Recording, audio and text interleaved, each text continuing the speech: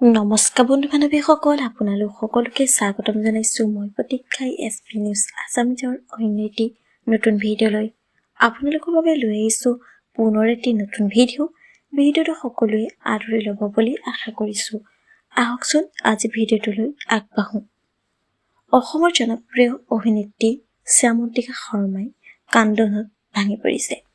জনপ্ৰিয় অভিনেত্ৰীগৰাকী ইমান আৱেগিক হৈ কিয় পৰিছে সকলো জানিব পাৰিব আজি এই ভিডিঅ'টোৰ জৰিয়তে। গতিকে ভিডিঅ'টো অকণ স্কিপ নকৰাকৈ শেষলৈকে চাই থাকিব, তেতিয়াহে জানিব পাৰিব। আহক আজি ভিডিঅ'টোলৈ আগবাঢ়োঁ।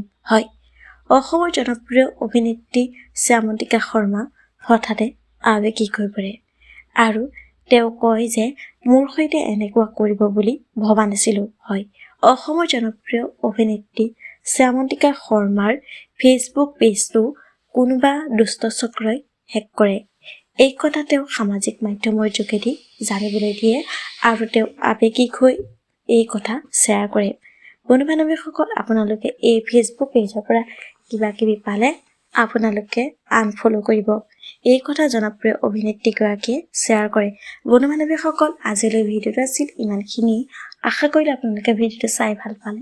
তেন্তে ভিডিঅ'টোত এটা লাইক কৰিব, কমেণ্ট কৰিব, শ্বেয়াৰ কৰিব, লগতে চেনেলটো ছাবস্ক্ৰাইব কৰি কাষতে থকা বেল আইকনটো প্ৰেছ কৰি অল কৰি দিবলৈ নাপাহৰিব। ধন্যবাদ।